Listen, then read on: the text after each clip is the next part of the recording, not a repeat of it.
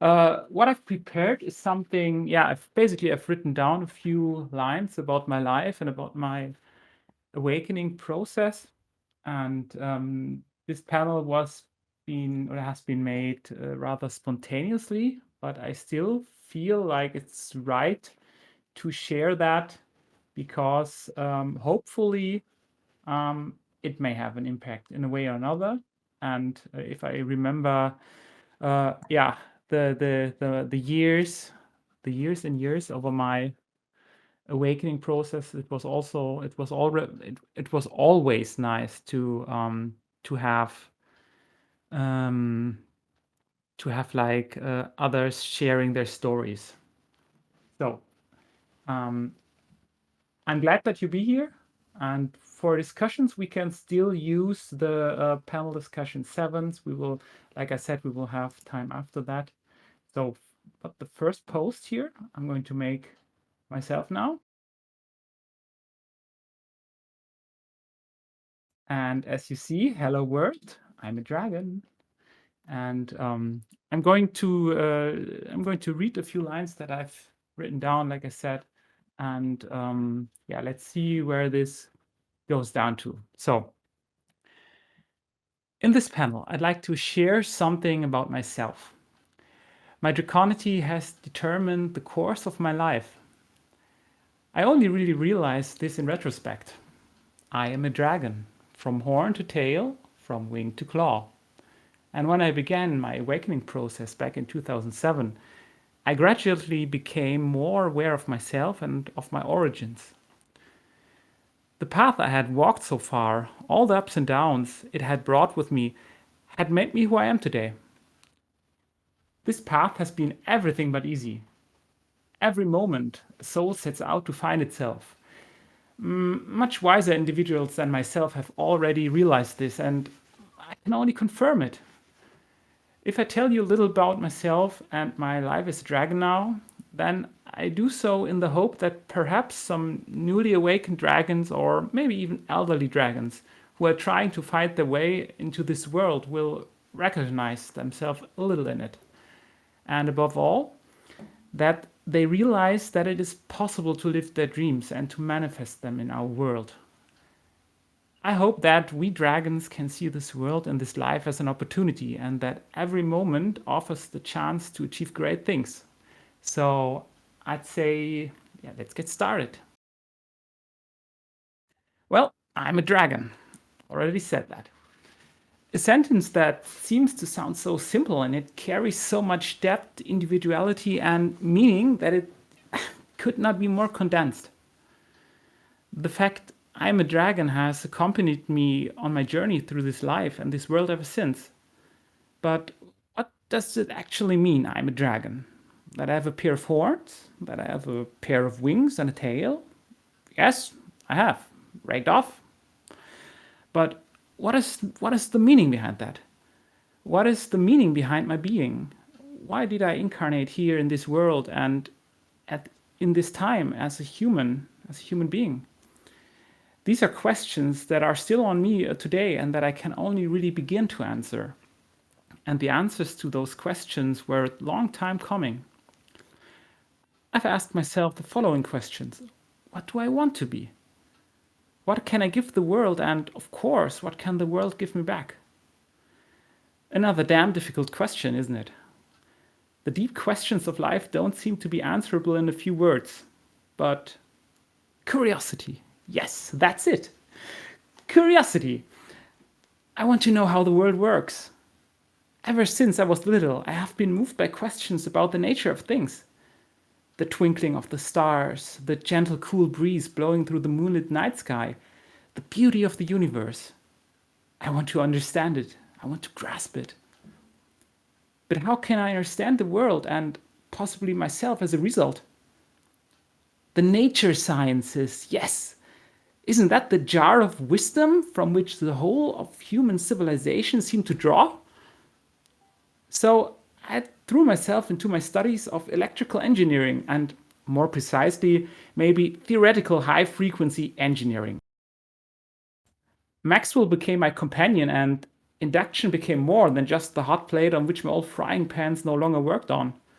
But however, after years of studying, learning, and understanding, a realization slowly spread through me that seems devastating at first, but was actually exactly what I was looking for. Insight. Ha!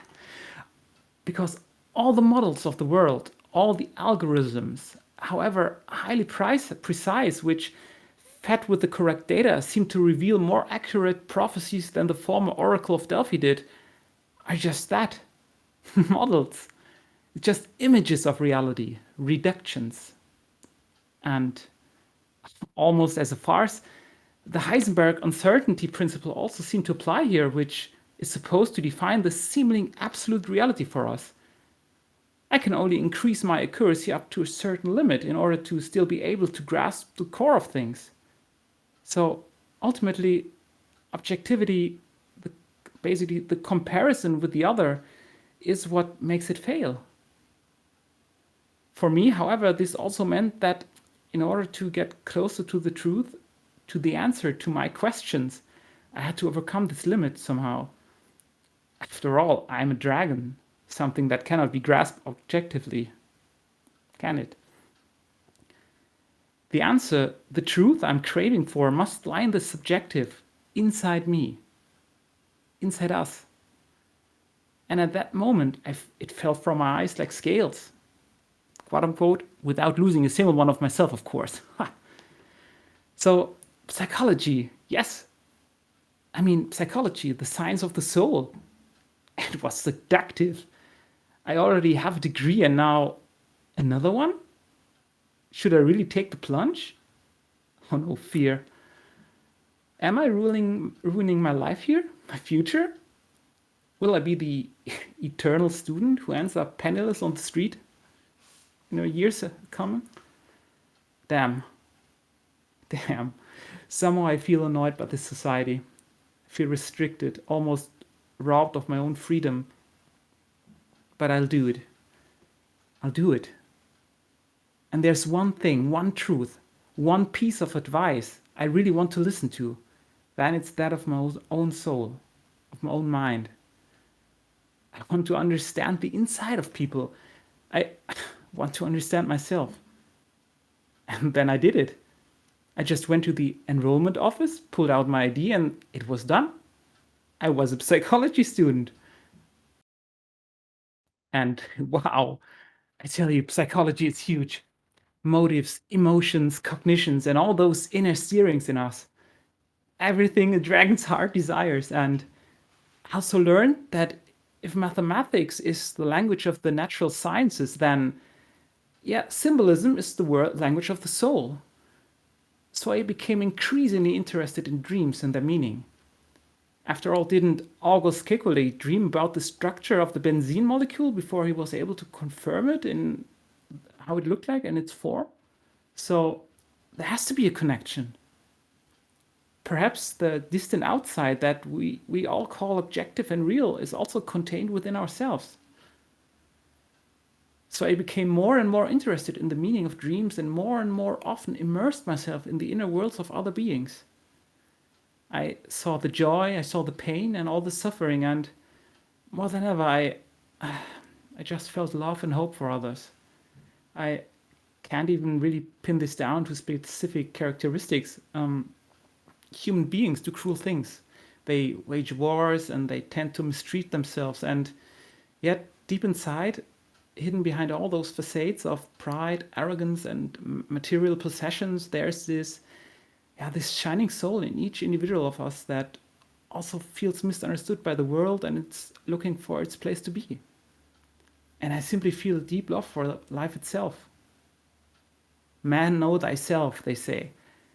Dragon, know thyself.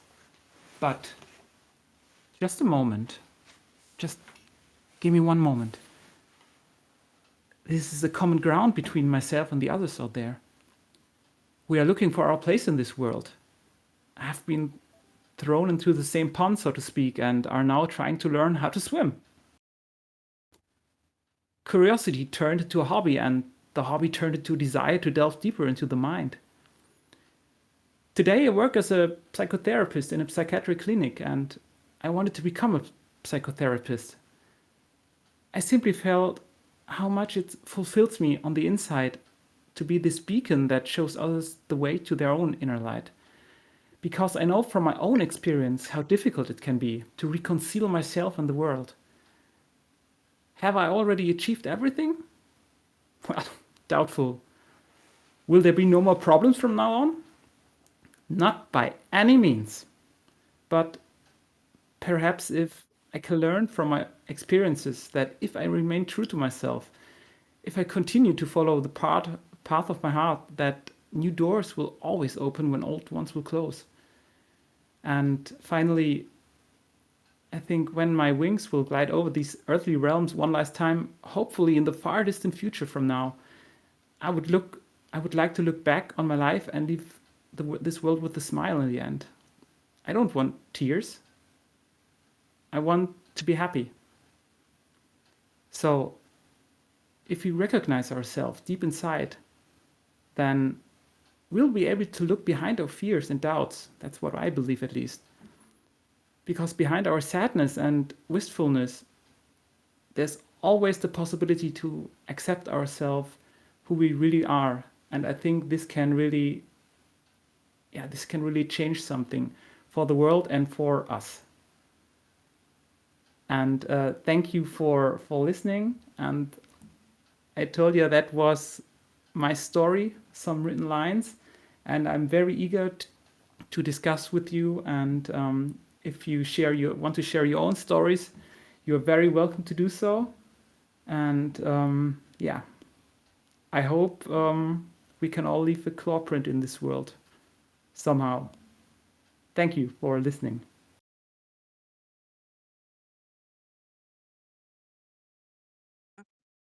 Yes, I missed something. Yeah, like I said, it was pretty spontaneously to start from. So, but after all Well, this, I only came in just a moment ago. Before the in and out was trying to sort out getting the headset working again. yeah, it was rather spontaneously by me. But it's been recorded, so if you want, you can always listen to it back later. Okay, that explains why the um, audio quality changed quite suddenly at the end. Yeah, and I hope my audio quality was fine. I haven't checked this actually, and you are more than welcome to just stay here a bit and talk with us. Hopefully, maybe you share if you like some of your own experiences. Yeah, I don't, like I said, I only just came in at the end, like in the last 30 seconds of it, I think. Um, so I'm not quite certain which experiences uh, to go over. But as far as the audio quality, there's a bit of like record or radio static in the background during the end of the presentation, but at the end, okay. no, it's just clear.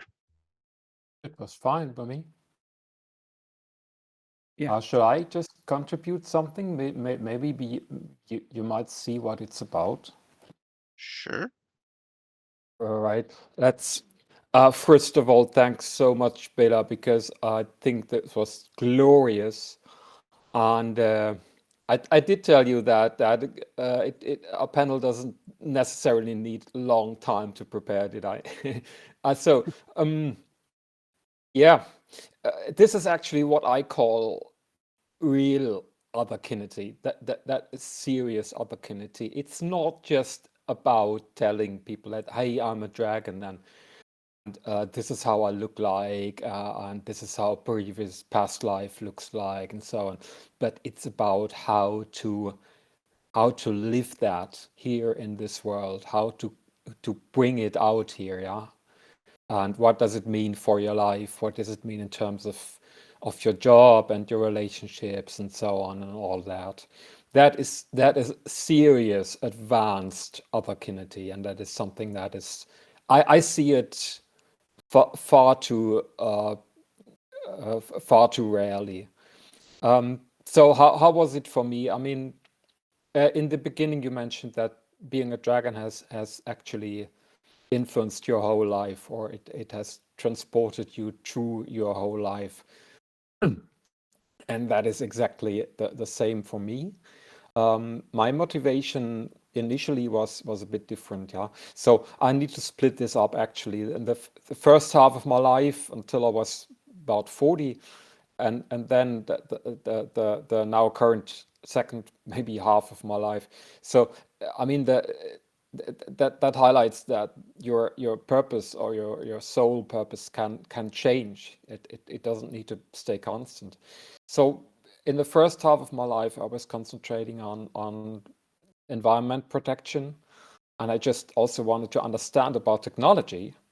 So I became a renewable energies engineer because I thought that I might just combine those two things, yeah, and push forward a bit and help humanity to become more sustainable. Mm. But I think that this task is now basically done, so I now feel pushed to help others to do what we are actually discussing just now, living themselves, yeah, bringing that being whatever into this reality, which is a totally different task. It's more psychologically oriented, but well, I'm still trying to somehow manage it. What your story, Bela, also tells us is that this needs a profound amount of dedication, patience, and last but not least, bravery. You need to be brave enough to sacrifice something. In your case, it was sacrificing your old job and also accepting that maybe people around you would not understand what you're doing and would say, hey, why are you doing this? This is far too much. Yeah, you should stay where you are. You were brave enough to overcome that and still do it. And I feel that that is a kind of bravery that I'm a bit missing. Yeah, so one can only take your story as an example, and that's why I find it so great. Okay, enough talking. I'll leave the stage to someone else.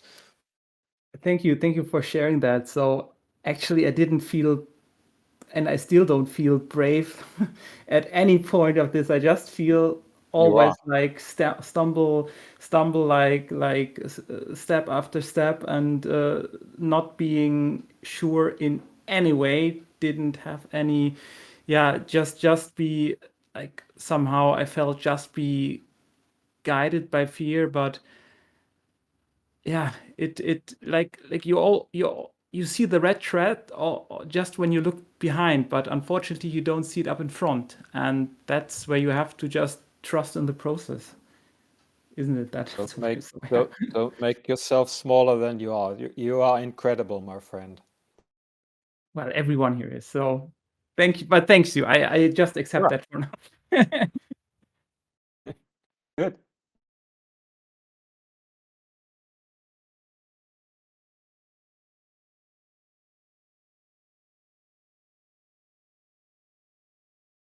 Yeah, and it's not just like the thing is, and I also hear that a lot when I talk with like patients in the clinic that are there because they, yeah, suffer from, yeah, a variety of mental illnesses like depression or anxiety or you name it.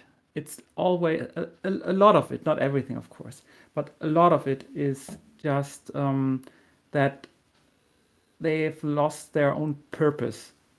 But of course, you cannot really frame it or say it that way because everyone is expecting, yeah, you have to put your, yeah, it has to be put on a in the best way on a sheet of paper. If you have a scale between 1 and 10, and just place your anxiety between 1 and 10, and some say just 8 and 9, and then it sometimes it seems like everyone from the management is happy, but yeah, that's when you really dig down to it, and a lot are just yeah, first they don't they show like some sort of resistance to it, but a lot of them has just lost their purpose in life, and it's not necessarily something that has to come from one's spirituality. You don't have to be spiritual at all to have a purpose in life. You can have pretty solid, yeah, earthbound goals, if you like to say so. You can build up a home, you can build up a family, you can, yeah, you can have a great work. And others have their goals in like more, yeah, more in the, yeah, in the metaphysical, let's call it that way, realm of this universe. So have to they want to live a happy life. They want to be there for others. They want to be they want to be their own spiritual teacher, and so on and so forth. So but that is the great thing, isn't it? That there's not like this is right and this is wrong. So the world is not being divided into right or wrong, a black and white. It's a very analog scale, if you want to say it that way. So it's and everyone, at least I believe so far, can, yeah, it's colorful. You say it, you Julian, and everyone can find their place, even if that's if even if that's not always a simple task. It's never a simple task, actually. It's never a simple task, and it just takes time. It just takes introspection, and yeah, you have to be honest with yourself. So at least that is something I've not only learned from myself, so but also in the yeah, the dispute with others.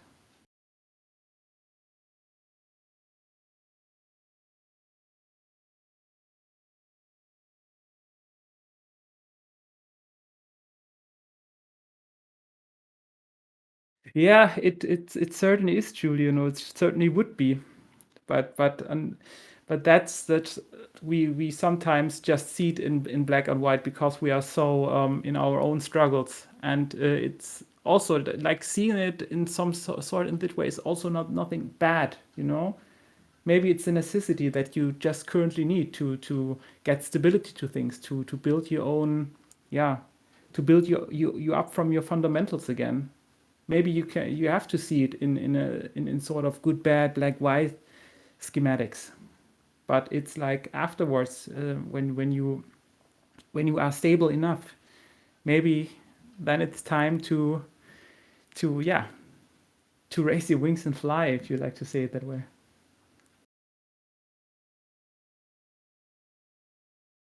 The current state of the world is actually driving people towards that black and white thinking.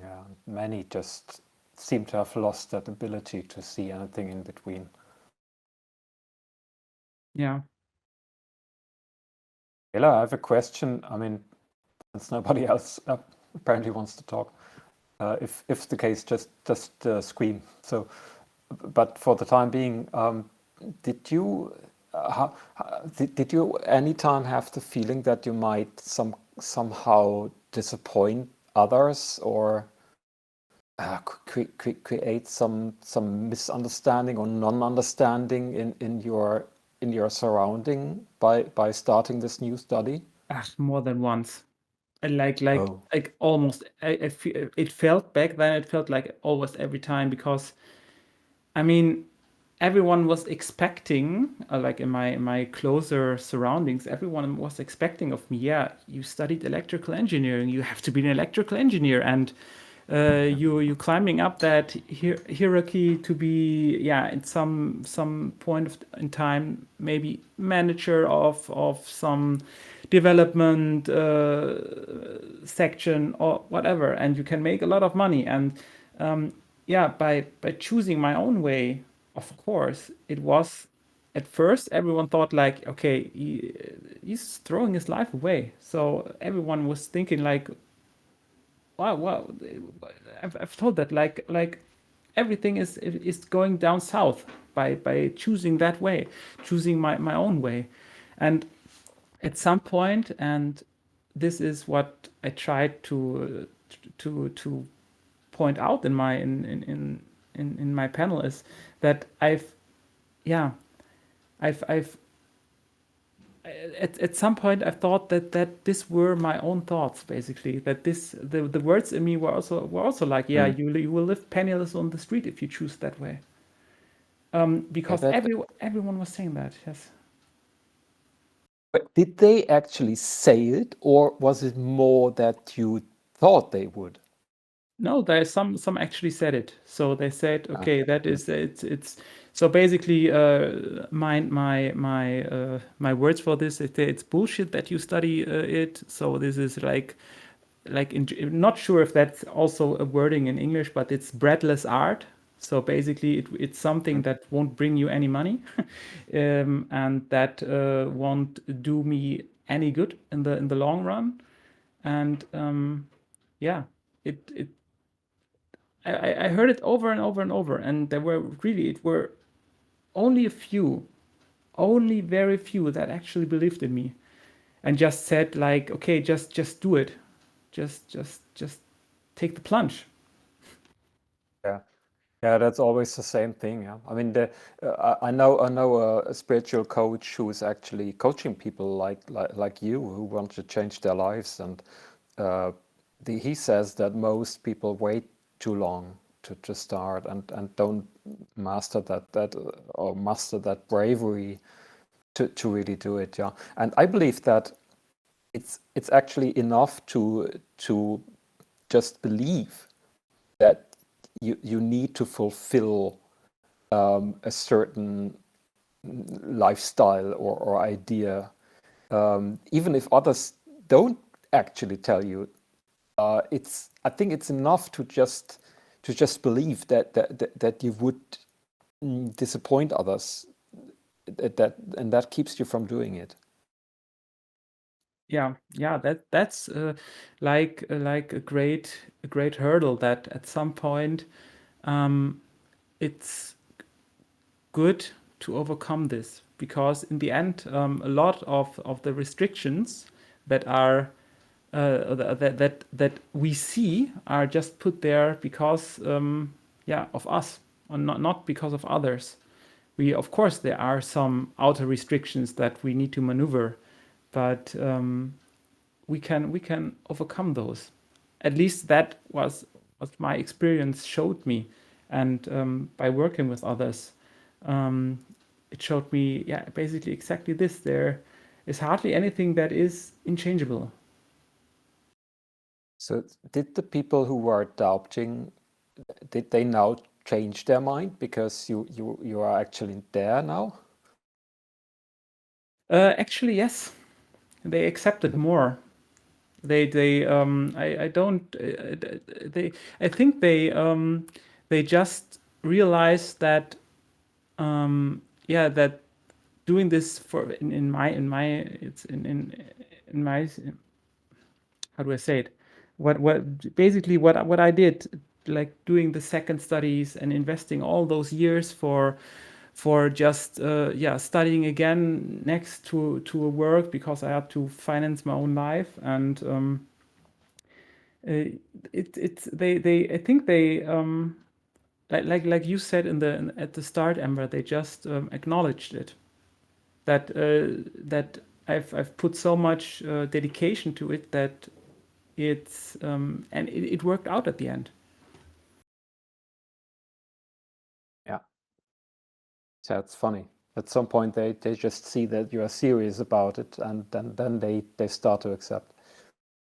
Yeah, maybe some, I don't know if it counts for everyone, but maybe some don't think that we mean things serious when we tell about our own dreams, when we want to make our own claw prints, leave our own claw prints in the sand, basically. Because yeah, they think, okay, we are young, we don't have life experience, and especially for us otherkin, and it's not necessarily just dragonkin. It's yeah, we are not only thrown into a society we are not very familiar of, but we also been thrown in a in a how we say it, in the pond of species, basically, that we cannot really connect with on a degree that we say, okay, this is us. They are us. You know what I mean? Like in this yeah in this Sure. point of The- view. and that, sure. And I think that is another reason that we are called to live ourselves in this situation, in this environment. And it's hard. It's very hard. So it's a challenge. If we manage to do it here, I believe we can do it anywhere. Because it can't be much harder. I mean, there could be, yeah, well, I mean, there could be open conflict. They could be openly fight against us, but uh, it's still incredibly hard to make yourself come true in this reality, whatever it means. I mean, it means something different for everybody, yeah, but okay, At I any think I made rate, the point.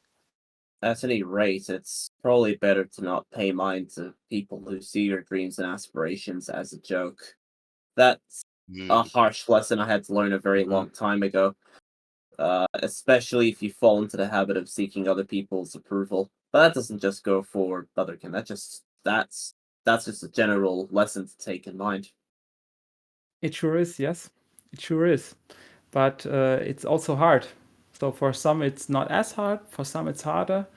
But yeah, I agree. I totally agree with you, yeah. Yeah. That's important. No, it's not easy. But if that's something you have to learn to do, it's most likely not easy for you. Like if it's something that you have to actively think about doing, then it's probably not easy for you. Yeah, I mean, you always have this nagging thought in mind, what if I fail? What if they are right and I am wrong? And I think this is one of the most nagging thoughts that this uncertainty brings with it. So what if basically I cannot trust myself? And this is something that is very impactful, because we all strive for certainty at some level. We all want this, yeah, this safety feeling of being certain and stuff. We want to be certain in ourselves. We want to be certain that our monthly income comes. That's a we want to be certain to be able to pay our rent. There are so many things in life that we want to be certain of, that the nagging thought of what if we fail, if this all like comes down the line where we are like afraid of this, it's a very impactful emotion. Yes, and but that doesn't come from you actually. It is, I think it is imprinted upon you since your early childhood. People keep telling you, hey, you need to earn money, you need to do it right for others, you need to perform, you need to do good things, and so on and so on. Yeah, so that is all imprinted. Yeah, and they keep telling us that, and whole society always tells us that. So it's no wonder that it's hard to overcome. Added to that, sometimes to get to success, you have to fail multiple times, and just having the belief in yourself after, failing is even more difficult, because it's just not a permanent thing. You have to try sometimes multiple times to know what to do. Yeah, absolutely. You have to fail yourself forward somehow. And yeah, but in the end, I mean, after these years, and I'm far away from saying I'm old, but maybe I have some experiences, yeah, in my life, and in this plain life, I say in quote unquote, as well as in my inner world and in my other kinity. And yeah, I hope at least that that anyone with enough time can get to that point where they can stumble their way forward step after step. And I think this will happen, and it will be good in the end. That's maybe some of my final words for this panel. We can of course stay and talk a bit about it, but maybe to end the discussion here, so the panel won't be over long for Aki's recording. Thank you all for being here, even though it's probably really early for you in the US. I hope you enjoyed it, even though it was short and spontaneously done. But yeah, I've put all my heart into it. So thank you.